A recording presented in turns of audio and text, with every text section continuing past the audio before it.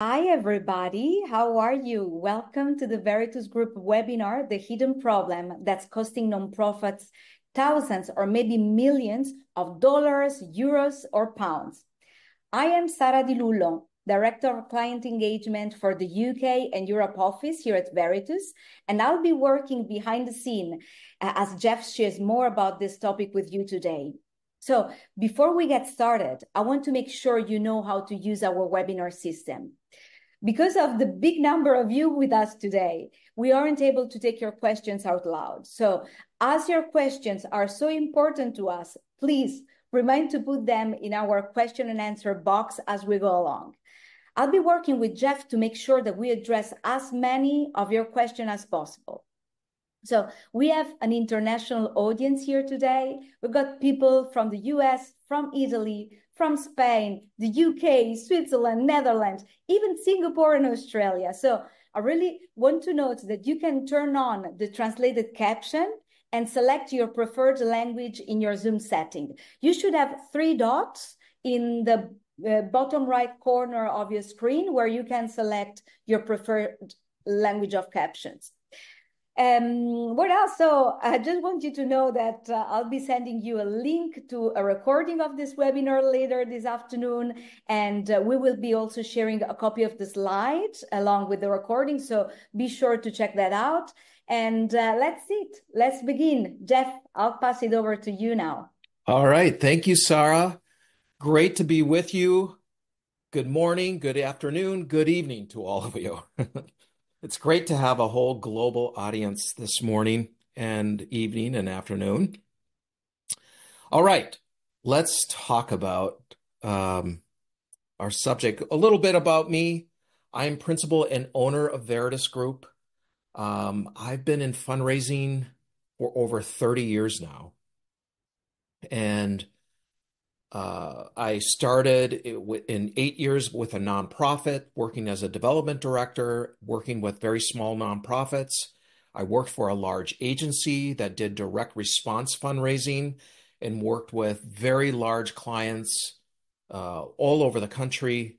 And in the last 15 years, we started Veritus, and we've been working with major gifts in mid-level and plan giving and all kinds of great things with hundreds of organizations for the last 15 years. So everything that we're going to talk about today is all built around that. Now, here are the objectives for today.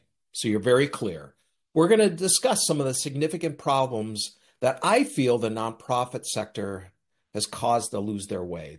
And then we're going to understand the areas that you need to focus on with data. So how you can assess your own donor file and identify potential issues that could be impacting your organization. And then learn some of the tools that can catch some of the red flags within your donor file so that you can identify those and figure out how to rectify those problems and be successful in your work. A little bit about Veritus Group. If you don't know about Veritus, we're passionately relationship focused, but we're grounded in a data-driven approach to mid, major, and plan giving. So data drives the strategy, and then our structure allows mid and major gift officers to build relationships with donors. And we've been doing this for a long time. We've analyzed millions of donor records. We've worked with hundreds of nonprofits over the years. And we've had thousands of participants in our Veritus Group online academy. And so with all that information and working with thousands of fundraisers and nonprofit leaders, we think we know a few things that we can help pass on that information and knowledge to you. These are just some of the clients we work with and have worked with in the past. They span all different types of nonprofits, from universities to domestic, international, all types of different organizations, the arts. And I can tell you that it doesn't matter what type of organization you are. Everything we're going to be talking about translates to any type of nonprofit. Okay, so I want to start by talking about how we've lost our way as nonprofits. Here are some of the problems that I see. First off, there are many mid-major and planned giving programs that we've looked at that are essentially rudderless, and they are in need of real leadership. We see nonprofits that are struggling with very high donor and donor value attrition. And I'll talk more about what that all means. But we're seeing huge numbers of donors that are coming in and either going away or giving less year over year. We see a lot of fundraising talent that is turning over at extremely high rates. And we see that many nonprofits don't have a culture of philanthropy, and they lack opportunities of advancement that lack inclusion for people. There's also a real lack of understanding about what mid-major and legacy giving programs should look like. And I feel like as a sector, many of us have lost our way and have forgotten what our mission is. So I would say for a nonprofit, your mission is three things. One is the thing that you're doing to help change the world. It's the need you're trying to fulfill. That's one part of your mission. And many times that's all a nonprofit thinks about. But there's two other areas of your mission that you need to understand. And one is your staff and your volunteers. They are also part of your mission. And then finally, but not least, is your donors. They are also part of your mission. You have an obligation, if you start a nonprofit, to care for your donors, for your people that are executing the mission, and for that mission. And many of us have only focused on one area, and we abuse our people and our donors because we don't treat them well. So we've lost our way there. I want to talk about donor attrition and donor value attrition. Many of us understand donor retention and donor attrition, and this is a serious problem in our industry, and we talk about it all the time. How do we retain the donors that we acquire? Because many of them are just leaving us, So we're always talking about our donor retention rates.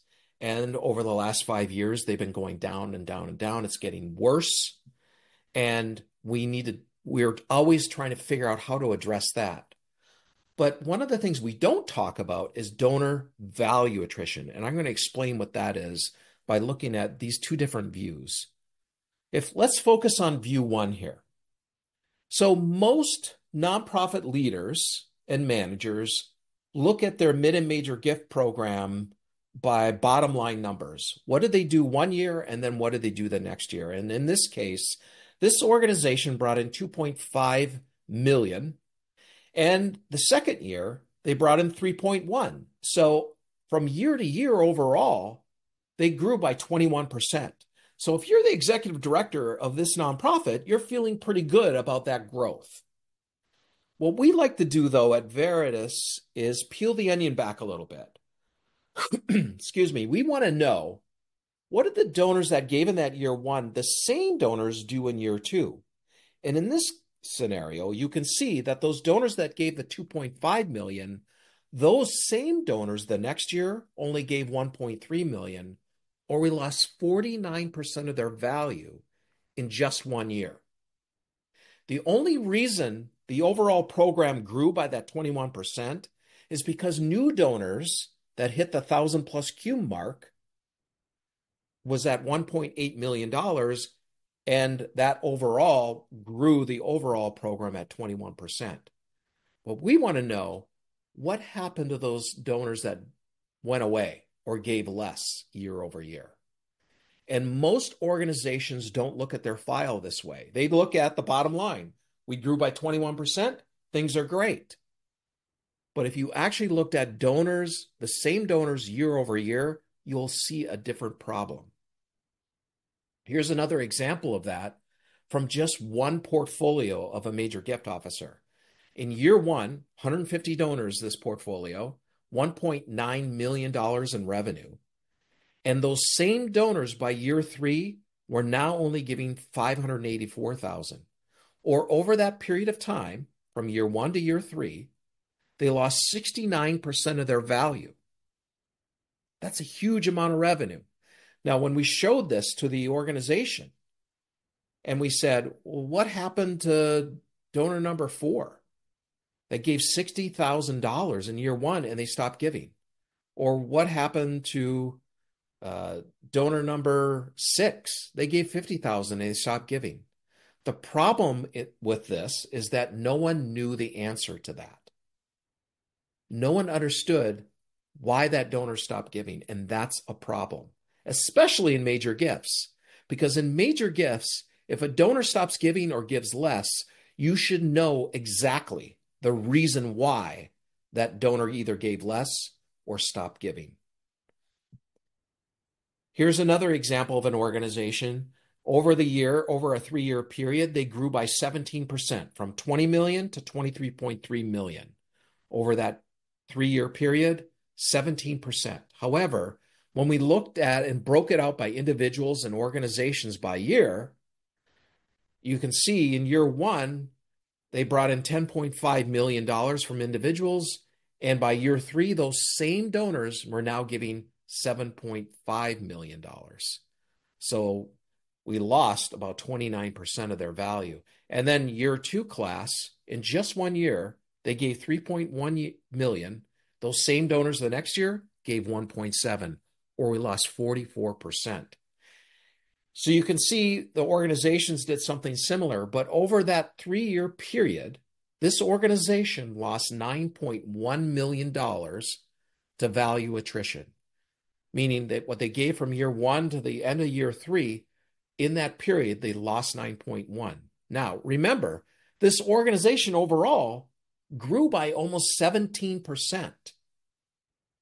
But over that 3-year period, they still lost 9.1. And the only reason they grew is because new donors came in to replace donors that they lost. We want to know, why did they lose those donors? And when we presented this to the CEO, that was his question. Because there's always going to be some attrition going on, but to lose 9.1 million, his question was, what if we could figure this out so that we'd only lose half of that? That's another $4.5 million in net revenue that could be used for programs. So what's going on here? Another thing that we saw in the file, we saw a lot of year-over-year same giving. So we saw loyal donors, but they were giving the same amount every year. In this case, it was $2,000 every year. What's going on?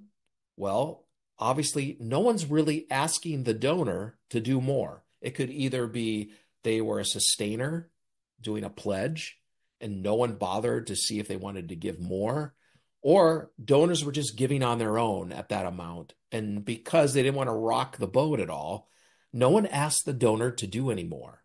So what's going on and why are we losing these donors and the value? Let's focus on the orange boxes there. This is what a donor is telling us.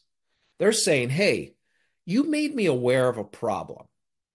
And then you asked me to help and said if I did help, it would make a difference. So I believed you and I gave what I could. So this is what the donor is telling us. Now, you in the organization can go one of two ways. Most of the time of what we see is most organizations go to the red circles. They didn't tell the donor that their gift made a difference, and so the donor goes somewhere else. We're seeing this over and over again. We don't report on impact. We don't tell the donor how their gift actually made a difference. And we know from survey after survey that the number one reason donors leave organizations is because they didn't know how their gift made an impact. No one told them. So they go somewhere else. Now, hopefully, you're not one of those organizations. You did tell the donor that they made a difference, and so then they'll want to help again. You close the loop for the donor. But most organizations don't do this well. Here's some things to keep an eye on. Really, if you're serious about keeping your donors and keeping the value of these donors increasing, you need to know the number of donors who give the same gift amount annually. You want to really focus on them because they're loyal donors, but are we challenging these donors to do more than what they're doing every year? Are we tracking these issues with new money? So are we checking what are the donors that did last year doing this year? And then also how much new revenue from donors come in? And is there too much focus on securing that new money from new donors? Because what happens is if all we're concerned about is bringing in new donors, we're not going to keep our attention on the donors that have been with us. And then, do we have systems within our organizations that support reporting on impact? Most of the time, we don't see that. We don't see systems set up with program, with development, working together to figure out how to best report on the impact that donors' gifts are making. I want to show you this because I really want to help promote this healthy nonprofit pipeline idea. So from the moment that you ask a donor for that first gift, all the way to their estate gift or a big capital gift, we want to make it as easy as possible for a donor to give to their heart's content. Unfortunately, most nonprofits put up barriers somewhere along this pipeline that prevent donors from doing that. Either we create internal problems or we don't have the right strategies and we keep donors at a certain level and we don't help them give at their heart's content. In other words, many times we don't even have a mid-level program. So donors get stuck being treated like 10 or 25 pound or euro donors when they're giving 500 euros. Or we don't have a really established major gift program or plan giving program. Or we have a sustainer program and we don't want to do anything outside that sustainer program to lift donors giving more above and beyond the sustainer. So there's all kinds of things that we do internally at our organizations that put up barriers in a nonprofit. And one of the areas that I just talked about was mid-level. We see this over and over for organizations that don't have a robust mid-level donor program. We see clogs in the pipeline.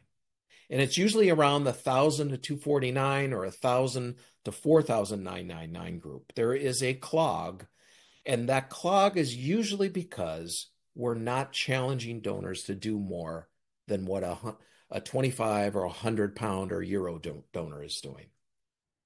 So what do nonprofits need to do? You need to regularly and promptly report back on impact. It's hugely important. You need to be committed to learning the donor's passions and interests. So another reason we often see donors giving the same amount year over year is because we haven't taken the time to understand what is that donor really passionate about as it relates to the mission of our organization. And therefore, they're just giving the same amounts every year because they're just giving it to the general fund or the general mission. But once you learn the donor's passion and interest as it relates to a specific program or project you have, giving goes way up. We know this because we've done it with hundreds and hundreds of organizations and worked with thousands of frontline fundraisers to do that, just that. And so that is when the magic of mid and major gifts happen. When you can identify the passions and interests with a specific program, donors will want to give more. And have you built the trust between the organization and donor? That's really important. And then connect the donor directly to your mission. When you do this, you will see donor and donor value attrition go down. You'll see revenue increase, and you'll see happier, more trustworthy donors in your donor file. So what do we see in the data? Now, what I'm going to do is I'm going to actually show you an assessment that we've done for one of our potential clients. And this is something we can do for you, but I want to show you what we mean by donor value attrition and the pipeline and what you could, where you could go. So I'm going to stop sharing this and I'm going to share our actual value attrition assessment. All right. So we're looking at an organization and we're looking in this particular one at calendar year giving from 2018 all the way to a full year, 2021. So we're going to compare that. And you can see this organization grew from 3.2 million to 5.6 million, or they grew over that time period by 75% overall. Okay, that's pretty good growth. And over that period, we evaluated almost 5,000 donors who had given 1,000 plus cum in any one of these years. Then we broke it out by individuals and organizations. And I'm really, for our purposes, I'll focus on the individuals. But you can see in 2018, individuals gave 1.2 million, 1.25 million. Those same donors by 2021 gave 763,000. That's a 39% loss in value from that time period. And the class of 2019, these were new donors that hit the 1,000 cum mark, was at 490,000. Those same donors by 2021 gave 297,000, or we lost 39% of their value. And then the new donors that came in at that 1,000 cum mark in 2020 was 760. And that next year, they brought in 445,000, or we lost 49% of their value. Overall, during this period, we lost over $1 million or £1 million or euros in just that time period, that 28 to 21. And in organizations very similar, overall, they lost 3 million to value attrition. So remember, they grew by 75%, yet they still lost 3 million to value attrition. They had no idea that this was going on. So then we looked at their pipeline. We looked at, okay, how many donors do they have? And you can see they have quite a few donors. We'll look at 2021 total. You can see there's some clogs in this pipeline. From the 100 to 249 group, they had 109,000 donors, giving 17 million. And the next level down, only 14,000, giving 4 million. So there's a clog. There's an opportunity in their direct response program.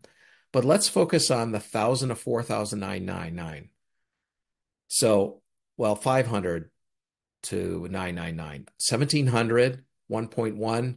Then the next level down, 564. So the 1,000 to 4,999.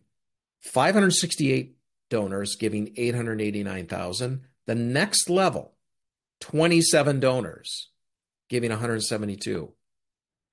And then you can see they have few donors, but they're giving some big gifts. That's a huge clog in their pipeline. Why? Because they didn't have a mid-level program. This was eye-opening to them. And this is why we helped start a mid-level program along with their major gift program, because of this analysis. And then we did a revenue projection. So looking at where they were overall, they're at 6.5 million here, they're current. And so we broke it out by major gifts, mid-level. And looking at their file, we thought they can go from 629,000 to almost $3.6 million over 5 years. They're going to grow that program by the revenue per donor increasing, getting transformational gifts of 6 figures, and the number of donors in the program will increase over that time period. So adding all that together, they have the potential to grow from 629 to almost $3.6 million in revenue.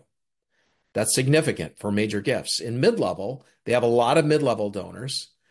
So they could have 4 mid-level reps having around 600 donors in each portfolio and grow in 5 years from 1.5 million to 3.6 million.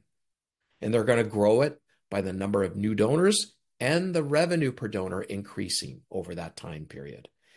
And why is that revenue donor going to increase in mid and major gifts? Because they're going to have a disciplined program. They're going to be matching passion and interests with projects and programs that the donor wants to give to. And we're going to see gift levels rise. So overall, with mid and major, they're going to grow from 2.1 million to $7.2 million if they have a disciplined mid and major gift program. And over a 5-year period, they were on track to go from 6 million. If they didn't do anything different, they would go from 6.5 million to 9.9 million. We believe they can go from 6.5 million to $18.3 million.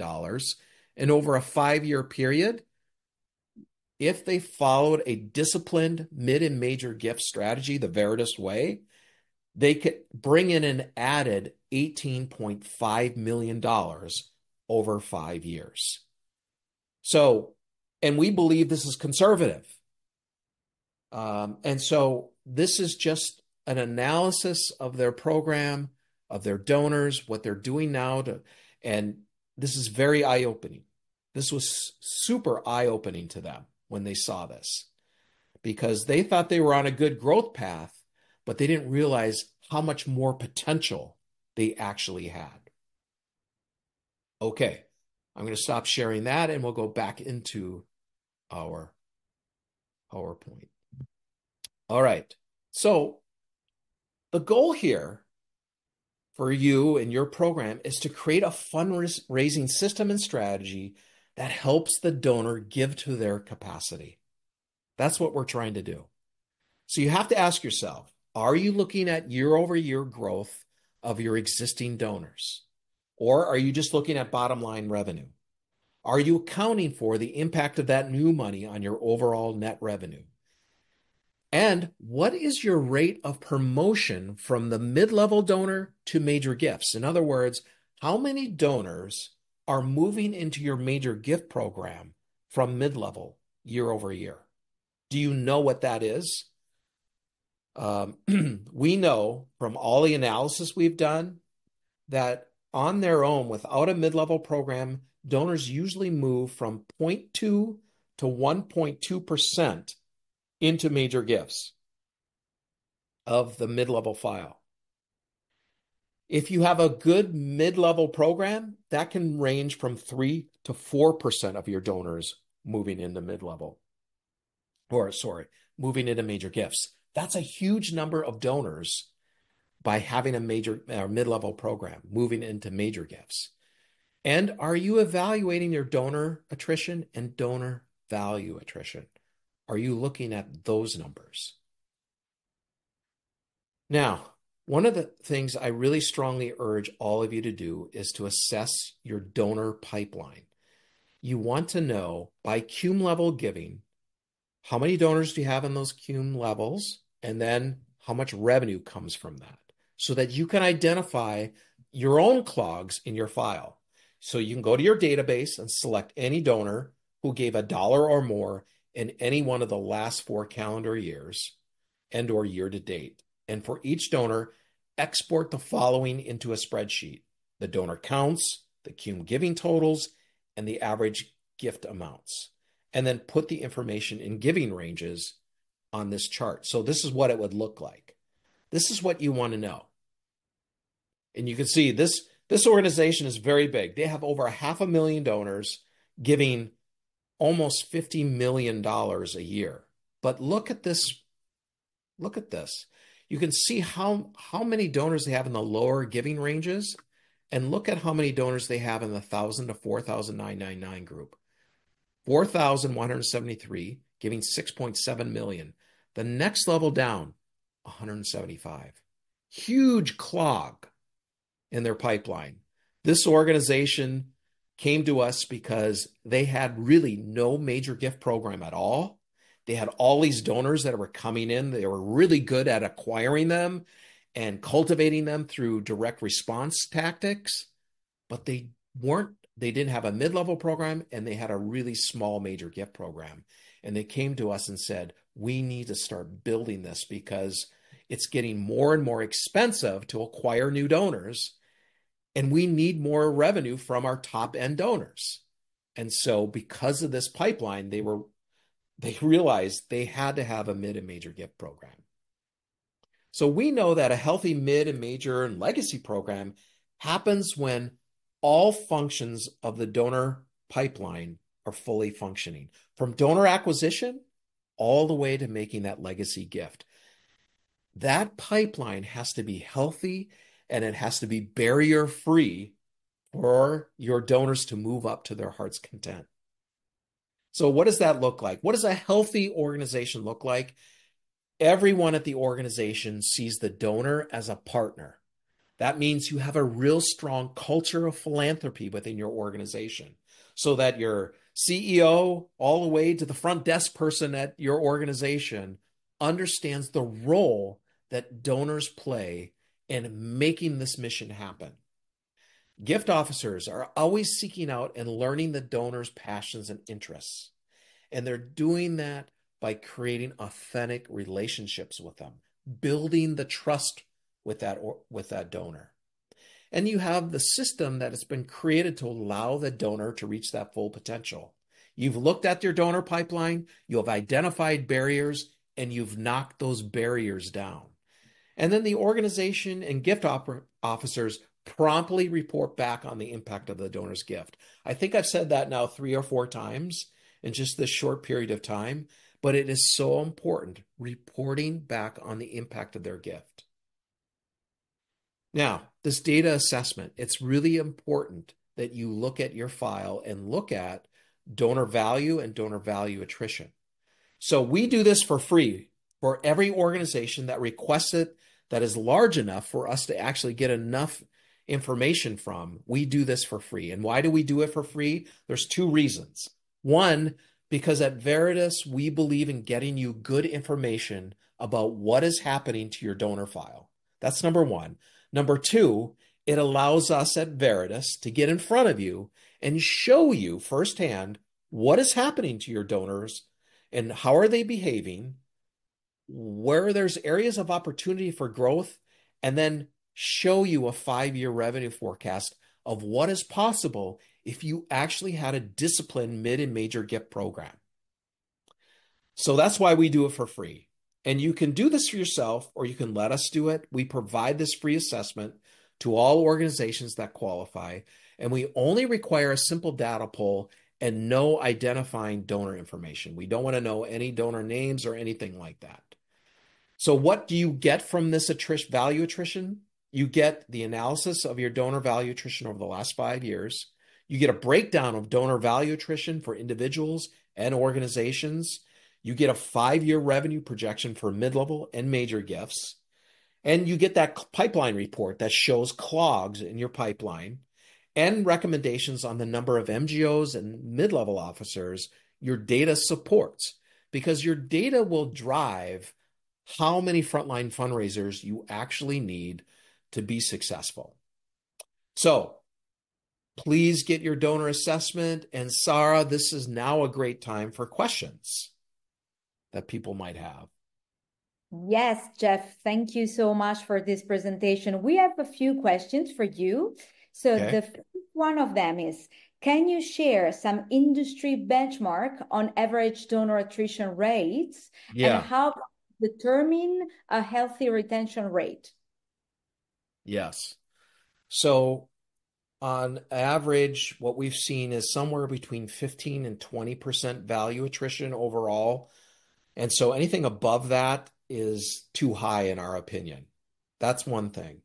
And then retention rate, it really depends on if you're looking at the entire file or if you're just looking in the major gift managed portfolios. So typically we want to see somewhere in the 95 to 98% retention rate of a portfolio that's being managed. Now, overall, We want to see something in the, if you look from, a $10 donor all the way up and put them together, over a 50% retention rate. And for donors that have been with you for 3+ years, who are giving high end, at least 1,000 plus, we like to see in the mid-level range somewhere between 75 and 80% donor retention. Okay, thank you.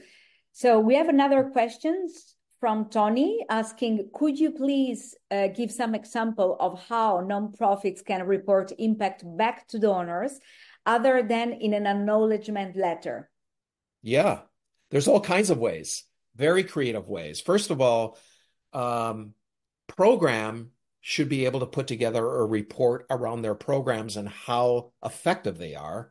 So having program this is just part of what they do. Secondly, it can be something very simple like a video. For example, here's an example of how to report on impact. We used to have a client that dug water wells in Africa. And so they would videotape any new well that was being built and the water come gushing out of the well. They would videotape it and then send it to the donors that actually helped make that well happen.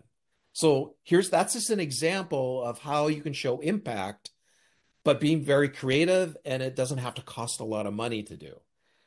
So those are the kind of things you can do. Also, you can, in your newsletter, highlight programs and the impact donors are making on those programs. That's another way to report on impact. Thank you. Here we have another question asking, what is the qualifying criteria for the free donor assessment? We like to see that you at least have 500 donors that are giving 1,000 plus cum and above. We might even look at it at 500 cum and above, but at least 500 donors that have that level of giving. Okay. Then Joanna is asking, when gathering data on attrition and retention, should any donors be segmented out? For example, should in memorial tribute gift be excluded? Yes, so when we do the assessment, we have a discovery questionnaire that goes along with the assessment. And one of the questions are something to do with that. Are there any memorials? What's your sustainer program look like? All those things to take into account so that we don't skew the results of your value attrition rates. So yeah, we would want to know that information. All right, thank you. Then another question here is, how do I convince management to set up a new major donor team? Our budget is tight and resources are limited. Yes. So one way is to do this assessment and show how you could grow over the next 5 years if you had a disciplined major gift program. We've had a number of organizations use this assessment to help convince leadership that they need to invest in major gifts. But, outside of that and reading, taking our white papers that will convince leaders why they need to invest in major gifts is also another way to do that. We've had a number of great stories from managers and fundraisers who did just that. They would put our white papers on their desk and say, you need to read this because we need to invest in major gifts. And you need to understand major gifts will bring in the most net revenue for us over the long term. Yeah. So we have another from Tony asking, do you see value in trying to retain tribute gift donors? Yes.